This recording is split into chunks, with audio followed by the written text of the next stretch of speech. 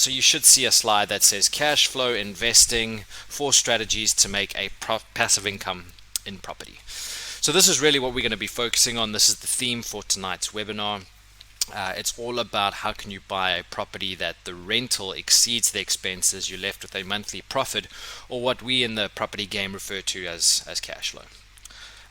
So in case this is the first time that you're attending one of these webinars, this is just a little bit about me. I'm an investor, speaker, and coach, an author of the book Financial Freedom Through Property. As you can see in the back, I am selflessly pushing and promoting this book. It's the reason why I do these webinars. They're obviously for free, but I do them to try and expose people to my book so that hopefully you'll go out there, buy a copy, and the publishers will come back and give me another book contract. If you know my story, it's really that I started off in corporate as an IT professional. I got retrenched and I realized there had to be a better way, and I really had a dream of becoming a writer. And now I'm kind of living that dream with the help of property. So yeah, if you do want to get yourself a copy, Financial Freedom Through Property is what the book is called. It is available at all bookstores and also online on my website. Okay, in terms of the agenda for tonight, so the first section, the theory section of the evening, we're going to focus on the process of analyzing a cash flow deal. So I want to show you a bad deal compared to a good deal. It's going to be very easy to tell which one's which, because the bad deal is going to take money out of your pocket. The good deal is going to put money into your pocket. And now that's the key thing about an asset versus a liability, and what Robert Kiyosaki always says is an asset is something that puts money into your pocket. A liability is when your wife takes money out of your pocket. Now, I'm just kidding. Your spouse is definitely an asset and always will be an asset. But a liability is something that takes money out of your pocket. So property is not always an asset. You know, sometimes, and what I was conditioned to when I was younger is that it doesn't matter what property you buy, it's an asset, because property always appreciates. But that's not necessarily the truth. There are properties that take money out of your pocket every month and are actually a liability on a month-to-month basis. So we'll look at 2 comparisons. Then I'm going to take you through 4 cash flow strategies. We're going to look at buy-to-let, multi-let, student accommodation, and rent-to-rent. And I'm going to explain these different concepts by using a live deal as a case study. I just think that's a little bit easier to conceptualize it. So yeah, we'll do some live deal analysis, and then right at the end I'm going to show you a property or an opportunity where you can buy 43 units or 43 properties in one purchase. So that's quite exciting. So let's jump right in. Let's talk about how to find and analyze a cash flow investment. And really, this is, if you've watched any of my previous stuff or attended any of my previous webinars, I'm always talking about passive income and cash flow positivity. I only focus on this type of strategy. You've obviously also got your buy and sell strategy, you know, where you buy at a discount, you sell at a premium, you walk away with a nice healthy profit.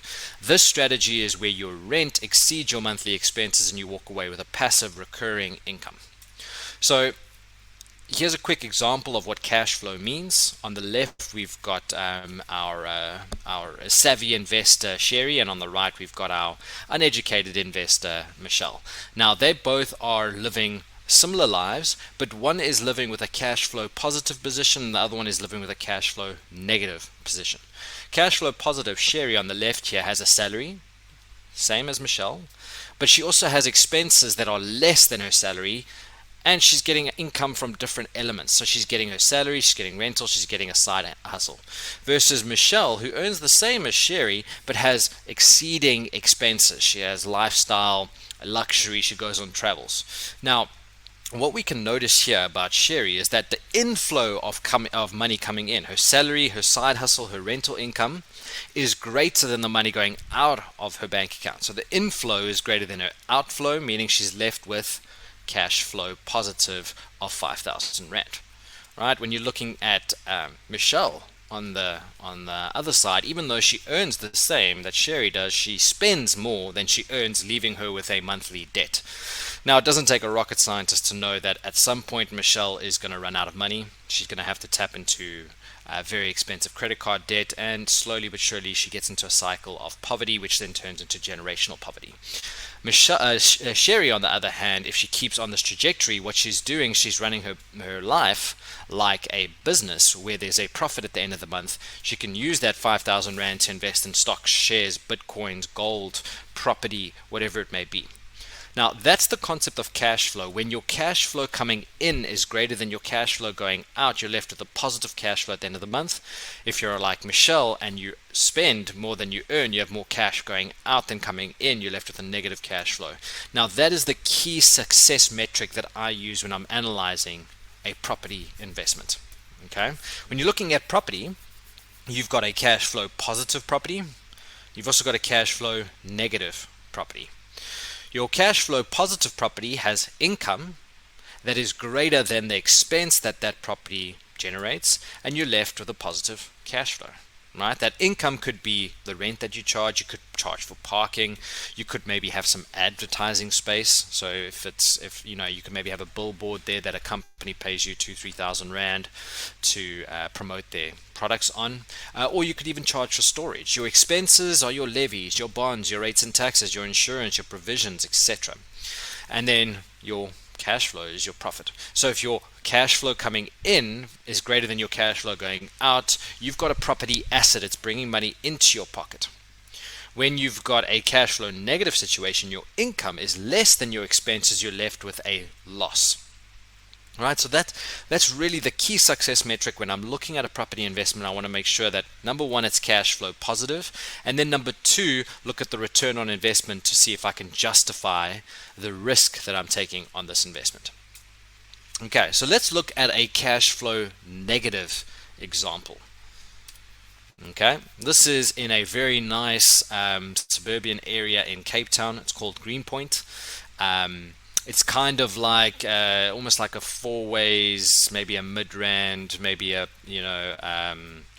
let's see, like an Umhlanga. It's like that kind of, depending on which region you're from. It's quite an upper income area.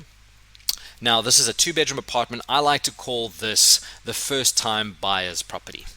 Here we've got a nice young couple. They're looking for their first investment property. They come across something like this and they think, oh, you know what, all property is a good investment, so I'm going to buy this property. But the reality is that this property, by Robert Kiyosaki's definition of asset versus liability, is a liability because it takes money out of their pockets. Now, although it looks very nice and beautiful on the inside here, you can see the kitchen, the bedrooms. I mean, this property is obviously very hip and very modern and beautiful. But the question is it an emotional asset or a financial asset? Now, those two are very key to differentiate from. An emotional asset is the holiday home that you have that brings you enormous joy and fulfillment for those few weeks of the year that you're there. But from a financial perspective, it's a liability because you're not renting it out. You're not making enough money to justify the expense. It's fine if it's an emotional asset, but don't call it an asset if it's taking money out of your pocket. A financial asset is one that purely from a financial standpoint brings in more income than there are expenses. So this would be an example of an emotional asset. It makes you happy. It's a nice home. You feel comfortable to be there. But from a financial perspective, you're losing money. Let me explain to you how this works. So this property is on the market for 3.8 million. That's a 75 square meter property for 3.8 million. Crazy. It's crazy. And the levies are 3,204 and the rates and taxes are 1,310. Crazy. So let's have a look at what the rent could be. So I use this tool called Pocketlet.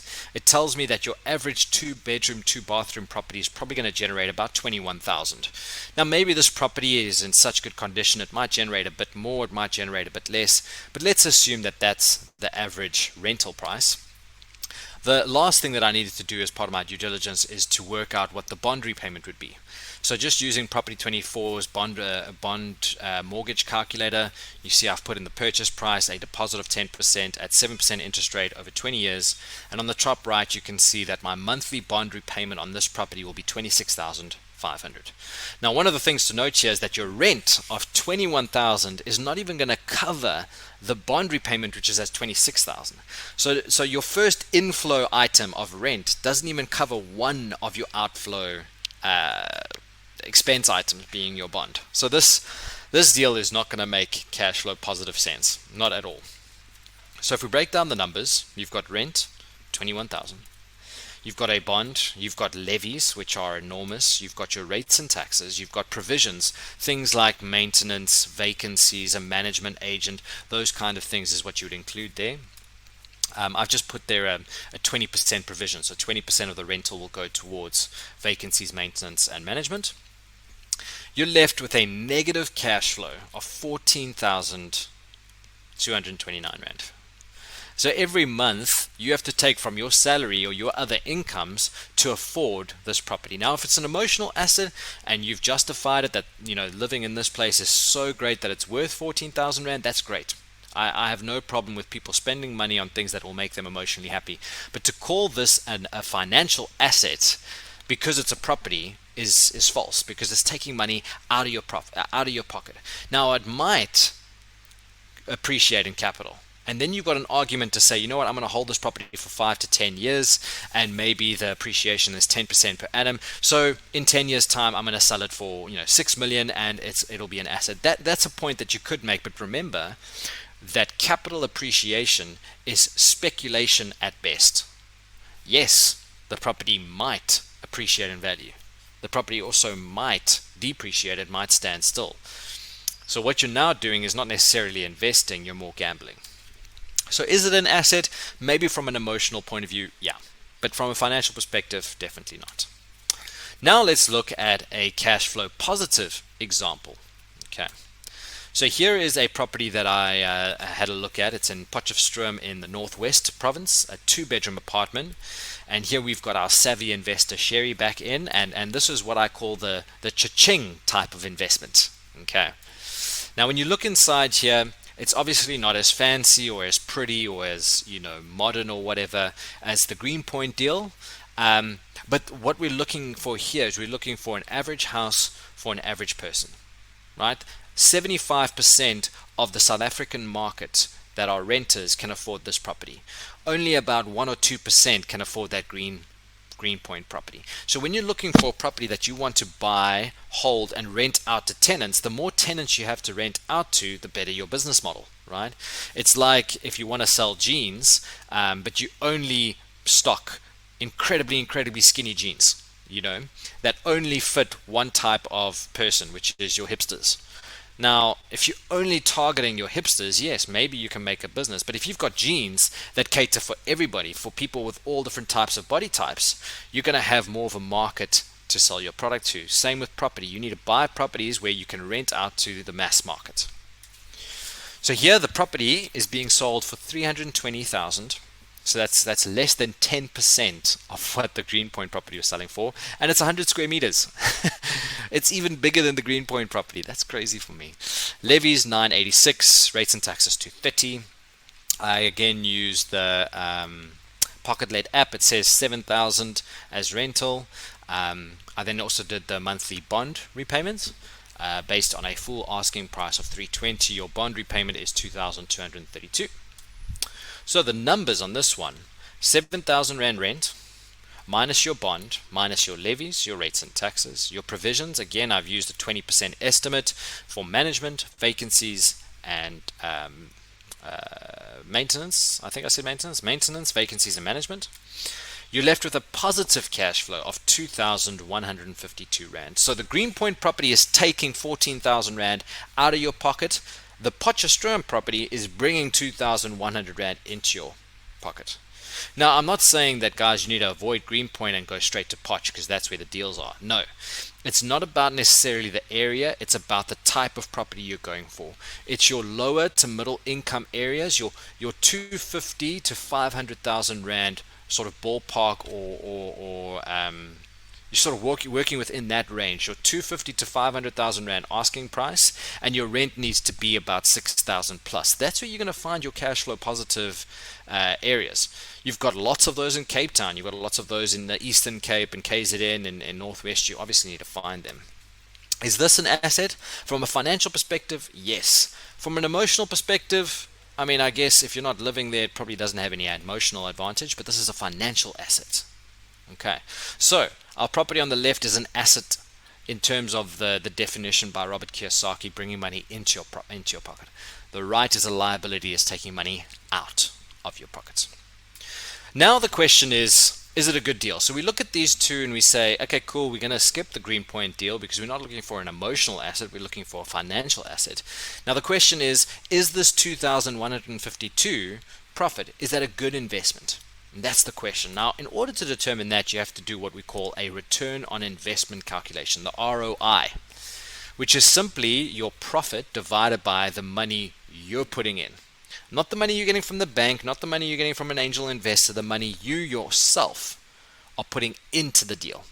Okay. So for this example, the profit is the cash flow times 12, which is the 2,152 times 12, which gives us a annual profit or a yearly profit of 25,000 or just under 26,000 Rand. The money in the deal, right? The money you have to put in is this. It's your deposits, your bond registration costs, and your property transferring costs. You might also, if the property needs renovations, you might need to include that in your budget. But otherwise, the money you need in this deal, 64,026 Rand. So your return on investment is your profit, 26,000 Rand, divided by 64 times 100 gives you a 40% return on investment.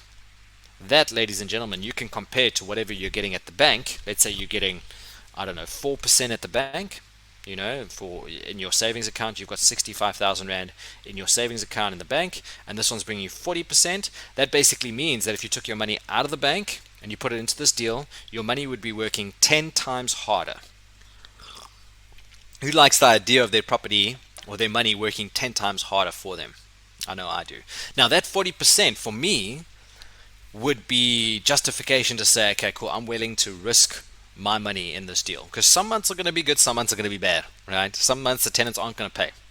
Some months you're going to have lots of maintenance costs. Some months COVID's going to hit and we're going to be in another lockdown, and you might not be able to collect the rent that month. Guys, that's the risk that goes with property. There's no way you can avoid it. But your return on investment is what you can use to justify the risk you're taking. If your return is high enough, you can justify the risk. Okay. So that's the process at a high level of how you would look at a good rental investment. It's about one, understanding, does it have a positive cash flow situation? If it doesn't have a positive cash flow, you have to remind yourself that you're buying an emotional asset, not a financial one. Number two, once you've got the cash flow, work out the return on investment, and then you can justify the risk that you're taking and compare it to whatever you're getting at the bank to make an informed decision.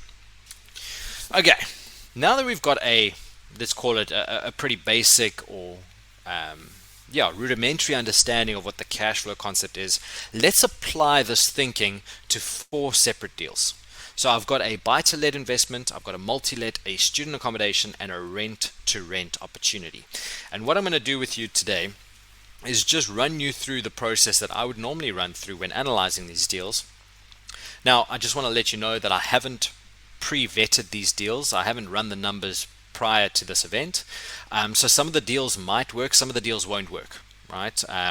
What I'm doing here is I just want it to be a very clean, fresh, authentic experience where I just take you through the process that I go through every day when I'm looking for different investment opportunities. So the first investment opportunity that I have or that I'd like to look at with you guys today is a 2-bedroom property in Limpopo. So let me quickly open up my screen. So I'm just going to open up the different tools that I use. So obviously I use my property app. I also use Pocket Let, and we're going to have a look at this property here, which is in Mokopong.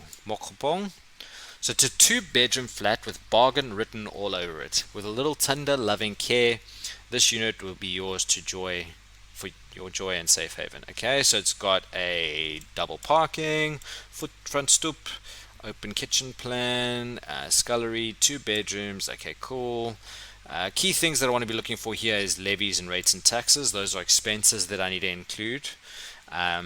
Also, probably you just want to have a look at some of the pictures, right? So this is on the outside.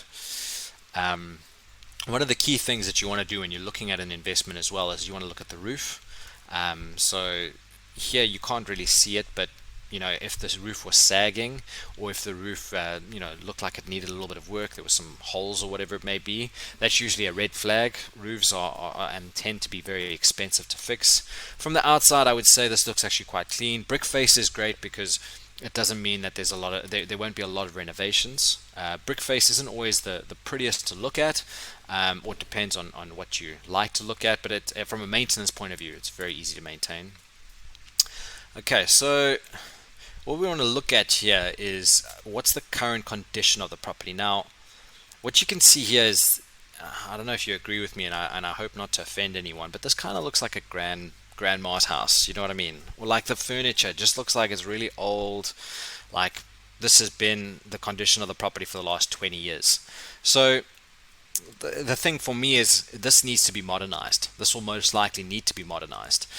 In terms of like the basic finishes, you can see the paint still looks good. The doors look like they're in good condition. The kitchen looks simple. The bathroom actually looks fine. I mean, obviously the style is really old. Anytime you see a colorful toilet and bathtub, you know it's an old house. If you see like an avocado bathtub or a blue toilet, you know it's an old house, because for the last 10 years most people have just opted for white bathtub, white toilet. That's the way it's always been. So definitely seeing a trend of it being an old house, but not in bad condition. It looks like it's pretty clean, well maintained. You could definitely see that the owners here have respect for their house.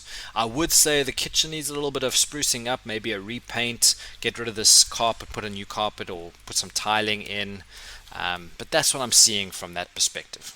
Okay, so the first thing that I need to do, let me just log into my tools here.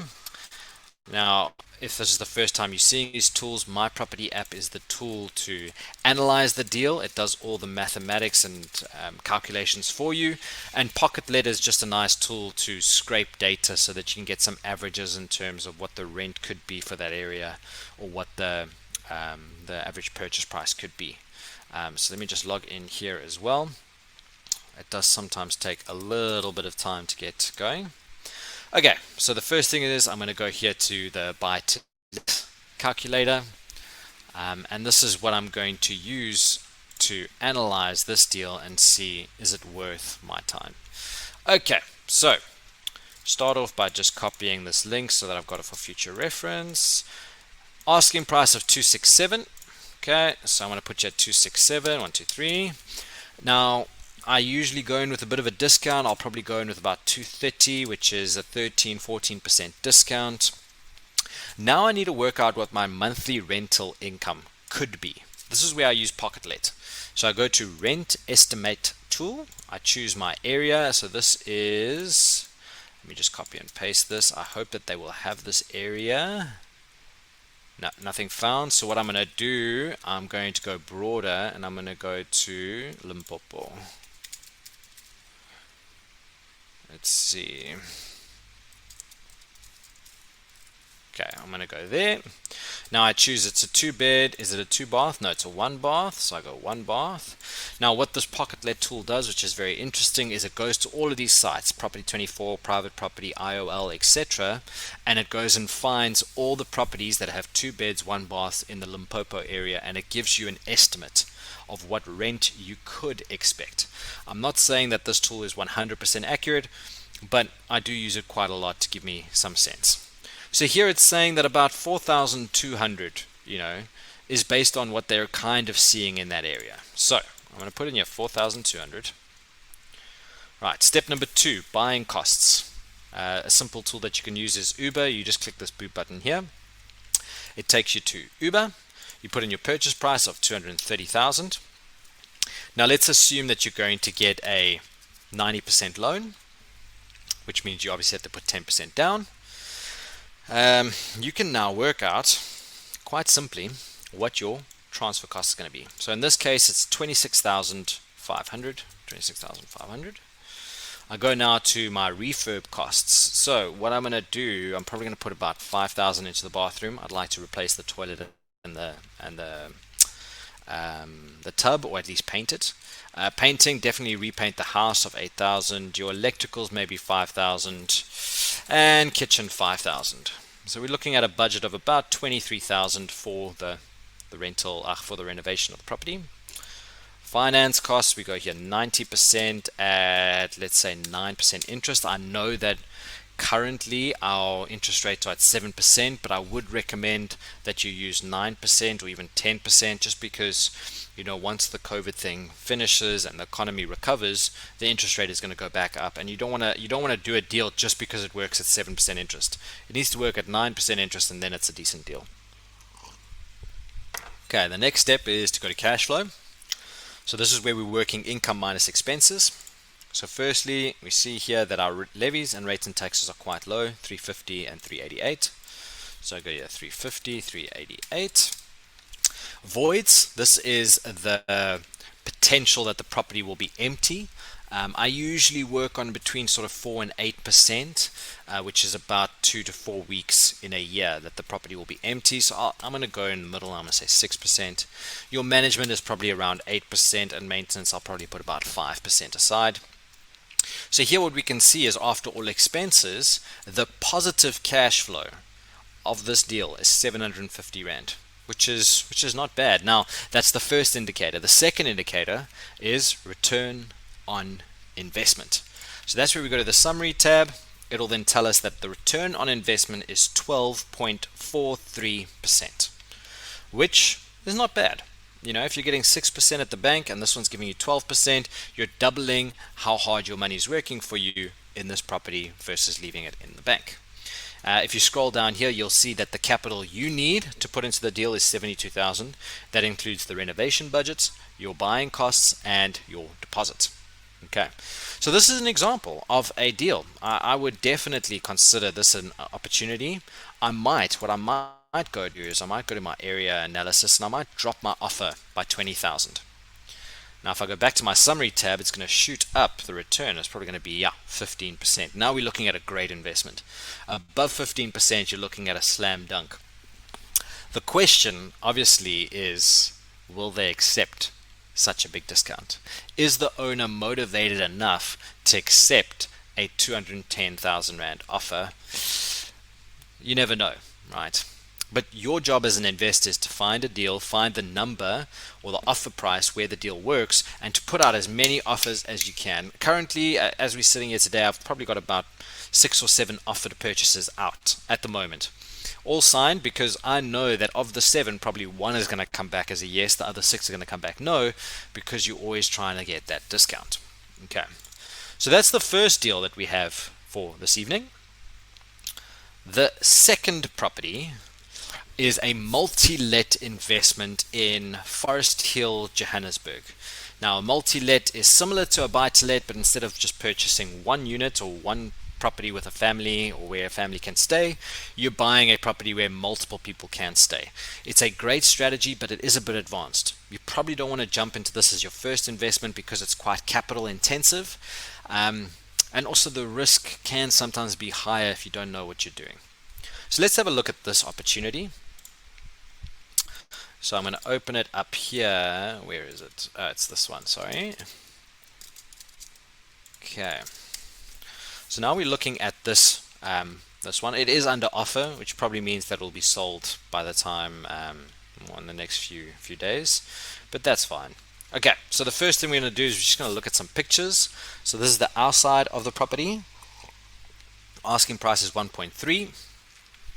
I've actually seen this property. I've gone and viewed this one. It was quite interesting. So this property is on the street where Forest Hill High School is. Really good area, really nice, but this property was very run down and very dilapidated. So the owner tried to sell it for about 6 to 12 months. It was sitting on the market doing nothing. He then chased away the tenants, repainted and finished the property up, and fixed it up, and now is selling it again.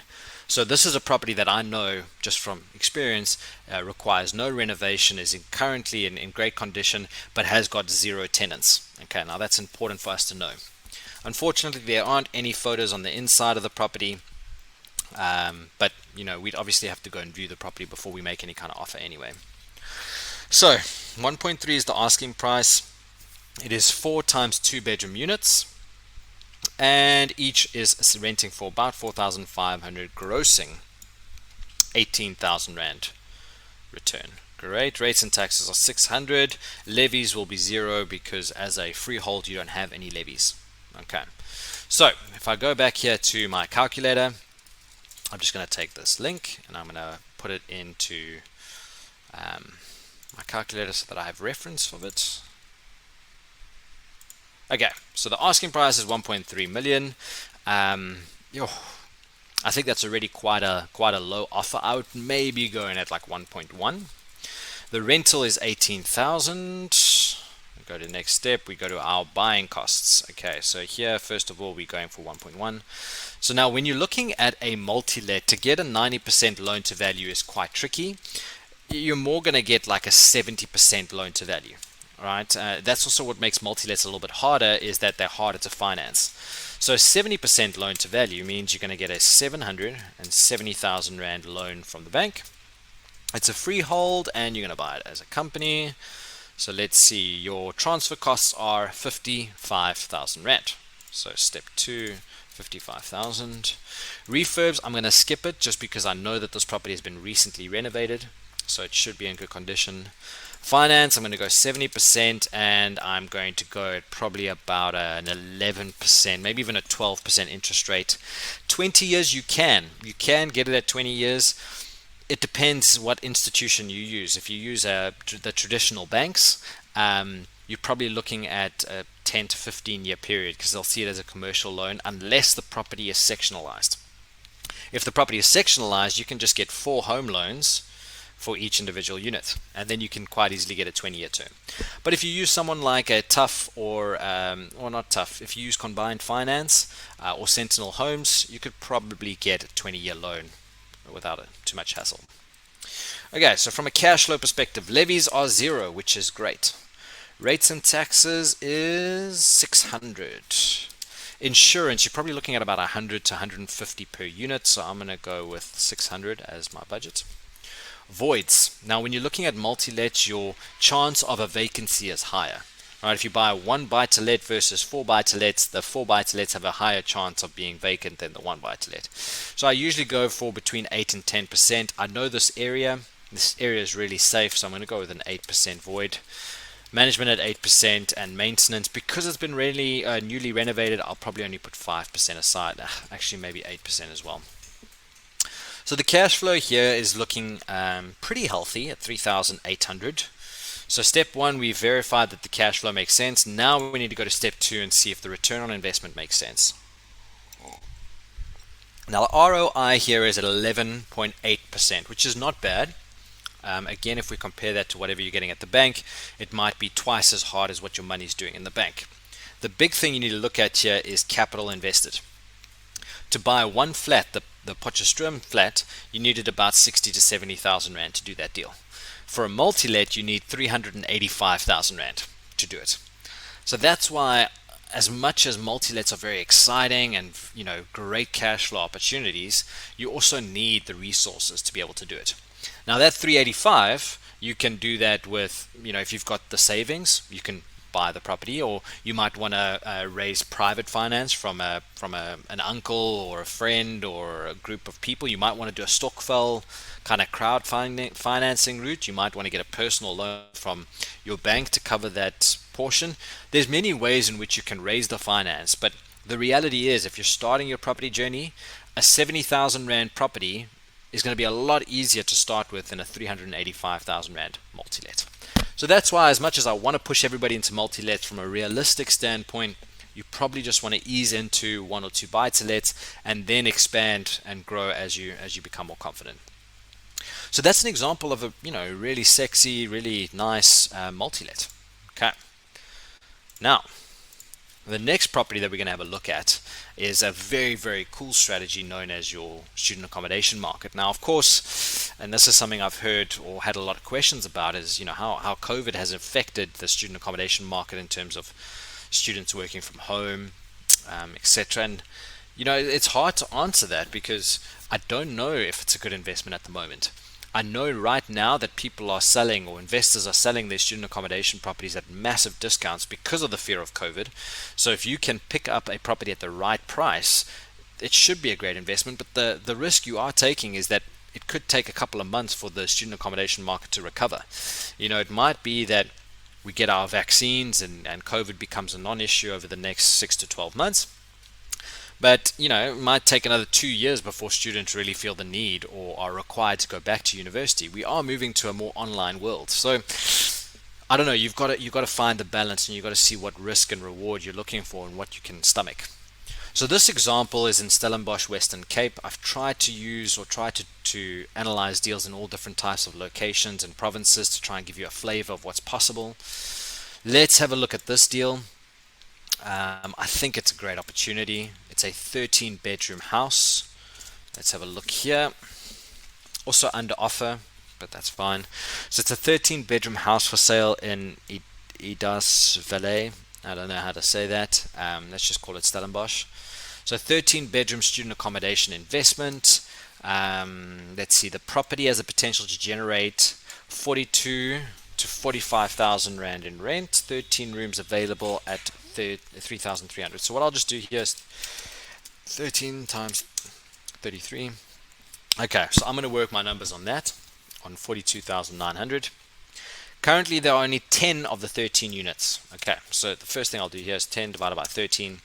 That means that 76% of the house is occupied. So that's going to become my void estimate, my vacancy estimate. I'm going to estimate pretty much about a 20% void cost because I can see already that it's only occupied up to 80%. Okay, let's see here. Rates and taxes of 2,500. There won't be any levies applicable on this deal. So look at some of the pictures. So the first thing that I'm noticing here is that this is obviously just a big house or an old house that they've subdivided and repurposed for student accommodation, which is totally fine. That's actually a good thing. That means we'll probably be able to get a home loan on this. So a 90% loan should be quite realistic. What I'm also looking for here is the electricals. You can see that these look like relatively new and quite modern plug points. That's a good thing. I want to have a modern electrical system in my property, and I'm going to assume that it's then prepaid, which is also critical. When you're working with students, you want to make sure that your variable costs of electricity and water are being done through a prepaid system. Okay, so I'm also assuming that furniture and everything's included, which is great. Looks like there's a bed and a nice table for them to work on. There's built-in cupboards. So my offer to purchase, if I were to offer on this property, would be inclusive of furniture. That would be a subject clause that I would include. Yeah, fridge, desks, couple of beds. Looks in good condition, right? Looks clean. Bathroom looks okay. Bathtub, but I'm not really seeing much renovations. Maybe a clean and a repaint and just making sure that everything is working. So I'd probably just drive past this property, go view it, make sure that everything's in order, but I'm not seeing massive renovations, which is good. Okay, so let's run the numbers on this deal. I think on the surface it looks good, but I'm not sure if with the vacancy provision if it's actually going to make sense. Let's have a look here. Okay, so I'm just going to copy and paste my here. Asking price of 2.4 million. 2.4 million. I'd probably go in with an offer of about 2 million. Yeah. Okay, rental of 43,000. Step number 2, we go to our buying cost. Now let's assume, because it's an old house that's been repurposed into a student accommodation, that we'll maybe get a 90% loan to value from the bank because we can justify that we're getting a home loan. So we'll say it's a 2 million rand purchase. Freehold, no, and company tells us that our transfer costs are 120,000 rand. Okay, refurbs, I'm going to put about a 30,000 rand budget just for odds and ends. Maybe there's a bit of furniture that needs to be bought, or some finishings, or a bit of paint, or whatever it may be. It looks good, but just as an in case. Okay, 90%, I'm going to get it at, let's say, 10% interest over 20 years. Cash flow. Now the first thing is, look here, very exciting. It looks like it's going to be a big cash flow deal. I mean, we haven't inputted all of our expenses, but we've already got a 25,000 Rand monthly cash flow, which looks great. So levies is zero because it's a freestanding house. Levies only apply within estates and within shared buildings where you've got shared services like security or a gardening service. Rates and taxes, I think, was 2,500, so 2,500. Insurance, you're probably looking at about 800 for something like this. Now your void, remember that only 10 of the 13 beds are filled. So that's about a 76% occupancy rate.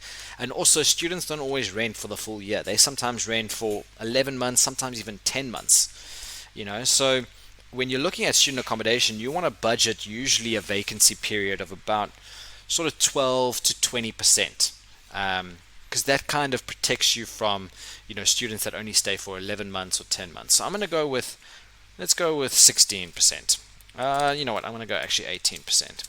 Management 10% and maintenance 10%. Now maintenance is important to go for 10% because students tend to not look after the property as much as a family would. So yeah, we're looking at about 5,000 Rand cash flow. Now what I saw on the pictures is it looked like there was prepaid electricity and prepaid water. That's my assumption. I obviously have to clarify that with the estate agents. If water and electricity is not on the bill of the tenants but on my bill as the landlord, then I would put that in here. I would put in the other tab, I'd put water and electricity amounts. Okay. So cash flow of 5,000 Rand has dropped a lot, and that's mainly because of your void percentage, your void estimate. Okay, so your return on investment is 18%. Sure, which is not bad. How much capital do you need? Okay, you need 350 in terms of cash. That's because it's a low, that's because we've got a high loan to value. If I now go down and I say we're only going to get a 70% loan to value, sure, then the return on investment drops to about 15%. So that's still pretty good. Okay, I'm going to go back to 90%. Now, let's say after I speak to the estate agent and I ask them about the water and electricity, and the estate agent says, you know what, electricity is prepaid, but water is an additional cost. What I'd have to do is I'd have to go here to my other tab and I'd have to include a provision for water. So I'm going to say 150 per student per month. So that's about, let's call it 2,000 Rand for the 13 students, which means my cash flow is now at 3,500. Let's see if my return still makes sense. Sure. So now it's dropped to 11.5%, which for student accommodation I think is too low. I would only feel comfortable with 15% or more. So you go back to step one, you reduce your offer by 100,000. That should bump up your return slightly. Yeah, there we go. Can you see that it's sometimes a bit of a I don't want to say guessing game, but you have to be pretty fluid with how you run the numbers. You'll have to put some assumptions in place, but then you've got to refine your numbers, make some adjustments until you find the offer that meets your return requirements. And once you've got that offer, sign the offer to purchase with the right suspensive conditions and put out as many offers as you can until one comes back as a yes. Cool. So that is that option. The final strategy that I want to take you through, and the final example, is this concept of rent-to-rent. Now the rent-to-rent strategy is very interesting because it doesn't require a lot of capital. In fact, it actually requires probably the least amount of capital than any of the other rental strategies. The concept is really simple. The idea is that you rent from a landlord at a certain price, let's call it 10,000 Rand, and then you sublet the house to a couple of other tenants, and what you sublet it for is higher than what you're paying the current landlord. So it's essentially like you're renting this property that you can see on the screen, but you're only taking one room and you're renting out the other 5 rooms, and you essentially cover your rent that way. So it's you can kind of think of it like a subletting strategy. It's completely legal as long as the landlord is aware of it and there's signed agreements in place. The only difficult thing about this deal is it's hard to find. It's hard to execute.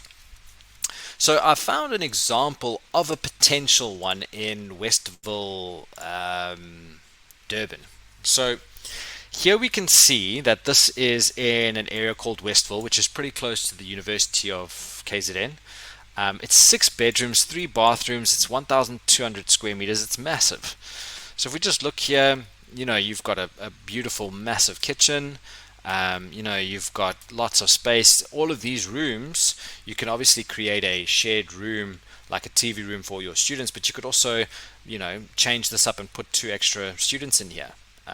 So if you're clever with how you creatively maneuver this property, you could probably fit more than 6 students in here. You could probably, I would say you could probably put about 12 students in here.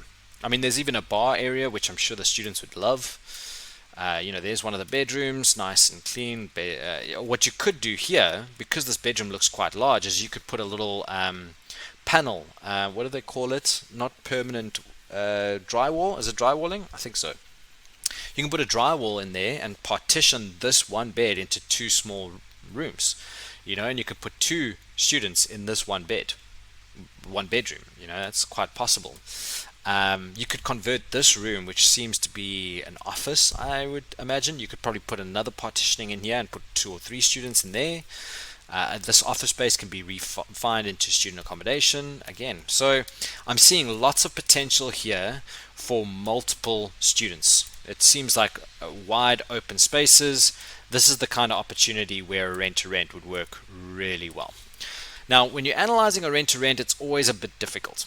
Okay, so the first thing we've got to do is we've got to work out what we would be subletting it for. So I see 6 rooms that could easily cater for 12 students. So if I go 12 times 3,250, which is the rate at which NSFAS gives out student accommodation or pays for student accommodation, you could probably make about 39,000 Rand in terms of rental from your tenants. But you're only paying 16 to the landlord. So if we say 39,000 minus 16,000, that means that our cash flow will be 23,000 Rand minus additional expenses. Now, what does that mean? Well, all of these expenses, like your rates and taxes, your levies, your water, your electricity, your insurance, all of that will be paid for by you. That's part of the rent-to-rent agreement. So let's say that the levies, the rates and taxes are 1,500. You also need to pay for the water and electricity of all 12 students. So if they're all spending, let's say 300 Rand per month, times that by 12, you've got 3,600. So you minus that. You also need to pay for the maintenance. You need to pay for any vacancies. You need to pay for the management, all of those things. So let's say another, 5,000 Rand goes towards that. You'll need to pay for insurance, another 1,000 Rand on that. I think you get the point, right? So what you need to do is start with what can I sublet it for, minus what I'm renting it for, minus all of the costs associated to that, and I'm left with what my potential cash flow could be. So what we're seeing here is that, assuming my numbers are correct, and I kind of did just guess them, so please don't quote me on it, but we could probably walk away with about a 12,000 Rand cash flow on this property just because we were able to cleverly maneuver a property of 6 bedrooms into 12 student accommodation units. Does that make sense? This is a very, very powerful strategy. If we wanted to work out the return on investment, so let's just remember 12,000 as our cash flow. The strategy of rent to rent usually requires 3 months deposit. So if we say 16,000 times 3, that's what we're going to have to pay the landlord as a deposit to be able to rent from them. Plus, we're going to have to pay for the renovations to repurpose the property into a student accommodation. I would say, based on what I'm seeing there's quite a lot of work, lots of partitioning, repurposing the property to fit a student accommodation vibe. You're probably looking at about 200,000. So, although I did say in the beginning that rent to rent doesn't really require a lot of capital, it depends how much work you need to put in order to repurpose the property to be fit for your subletting strategy. Because I'm targeting students, and because students need beds, they need furniture, they need space, etc., it's going to be quite a costly thing. So if we say 12,000, which is our cash flow, times that by 12, I'm going to say 12,000, I'm going to times it by 10. Because remember, students don't always rent for the full 12 months. So I'm rather going to work on a 10-month assumption. Divided by 250,000 Rand is our capital contribution. Times 100 means our return on investment will be 48%. which basically means that within a year, well, within 2 years, we pay back our original 250,000, and the rest is pure profit.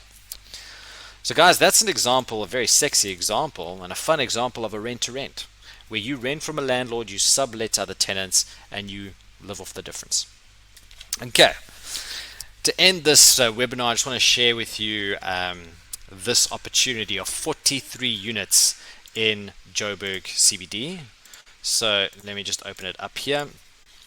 This is a property that I'm currently looking at. It is this entire block, which is very exciting. Here are some pictures of the insides of the property. So it's the full block, which is very exciting. It's a little bit nerve-wracking. I've never done something this big. My biggest investment has been 10 units. This is now 43 units. This is something I would think, quite spectacular. So what I'm going to be doing is I'm going to be hosting a half-day webinar at the end of March.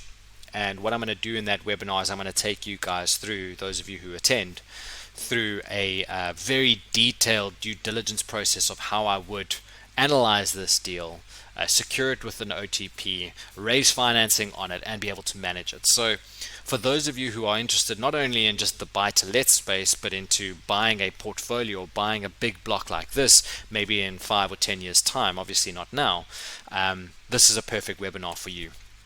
So this property is going for 11 million rand. It's 43 blocks or 43 flats. A very, very interesting and very lucrative opportunity. Excuse me. So yeah, we're going to be doing a how-to guide for buying a buy-to-let. It's a 3-hour half-day webinar where I'll be going through the step-by-step process of finding, securing, analyzing, and financing your first investment. And I'll be showing you how I've done, or how I plan to tackle this 43 units. So if that's something that interests you and you want to learn how to buy a block of flats, and truly when I say block of flats, I mean a bloody skyscraper, this is definitely what you should be looking for. So what you're going to learn is how to determine which areas will work for cash flow, how to find, analyze, and secure positive investments, how to finance, how to structure your business to be tax efficient, and then live analysis of your deals. So if you attend this webinar, you can also give me 1 or 2 deals to analyze, and exactly like I did today in today's webinar, I will analyze all those deals live on the call. So guys, we've come to the end of another fun and exciting webinar. Thank you for your time. If you are interested in moving forward with your property career or your property journey, please go to this link, propertybootcamp.co/start here. You can get access to our calculators, our online course. If you want to have some one-on-one time with me and talk about our coaching program, you're welcome to do so. Otherwise, you can follow us on all of our different channels. What I'm just going to do now is stop sharing and open up the floor for some questions. So let me see here. Okay, we've got one question from Tando. Okay, I would like to know if people have found good property deals to assist them finding angel investors, because that is where the real challenge is. So I think Ntando's asking how to find angel investors, because that's the real challenge. So to a large extent, I do agree with you, Ntando. Finding investors and raising the capital is definitely a difficult part of the game. It requires you to approach all the banks, to approach private investors. It requires you to ask friends, families, colleagues, to go and talk to people, to join networking events, to put yourself out there. All right, to put yourself out there and ask for money. It's not an easy thing to do. What I can say, though, is the hardest part of the property game is finding a good investment, finding an investment worthy of someone investing in it. Like, for example, if I were to bring you a deal, Ntando, and I said, all you have to do is give me 100,000 rand, and I will give you a 50% return on investment. I will give you a 50% return over the next year, but you got to loan me 100,000 rand. Now that is such a big return and such a great opportunity that you will probably find a way to hustle up 100,000 rand. Right? But if I had to say to you, I need 100,000 rand and I'll give you a 2% return, I mean, you're not going to be motivated and you're never going to try and find the 100,000 Rand because it's not worth your time. It's the same thing when you're looking at a property investment. If I've got a deal that's bringing a 15 to 20% return, I can go to private investors and say, listen, I can offer you a 15% return on investment. What's the money in your bank currently doing? Okay, it's currently doing 6%. If you give me your money, I'll be able to work that money 3 times harder. The thing is, we're not asking for money in terms of like a charity. We're asking people to be open to a business opportunity where their money will work harder for them with us than it would in the bank. So, my challenge to you, Ntando, is that yes, raising the financing is not easy. But what you need to do is find a deal, put together a proposal, and approach 10 people with that opportunity. If you get 10 no's, you need to approach another 10 people. And if the people you keep approaching don't have the money, you need to broaden your circle. Join a networking event. I highly recommend the SA Property Investors Network. Great platform for you to be able to connect with other property investors. There's lots of different tools and platforms out there. There's so many different banks and financial institutions that will loan money to you. If you've got a really, really great deal and you believe a lot in that deal, send it to me. I can forward it onto my network. If it is truly a great deal, the money will come. Okay. Malebongwe, let's see here. What are the tools you use against? The first one that I use is a tool called myapp. I'll just put the links in here, www.myapp.online. That is to do your deal analysis. And then I use a tool called pocketlet.com, which allows you to do that analysis of what the rent is worth in a certain area. So those are the tools that I would use. Okay, are there any other questions? Let me see here. Malebongwe from George, awesome. Ella from Pretoria. Nokubonga from Greenstone, which I think is the East Rand. Awesome. I'm not seeing any other questions. If you guys do have any questions later on, you're obviously welcome to post them on our social media channel. If you want a copy of the recording, just go and subscribe to us on YouTube. You can find the link to that if you click the button there to start your property journey, and just follow us on YouTube or on Facebook. This recording will go out to you. Otherwise, thank you so much for spending another fantastic evening with us, learning and growing, and slowly but surely starting your journey to becoming a professional property investor. Enjoy the rest of your evening and happy investing. Take care.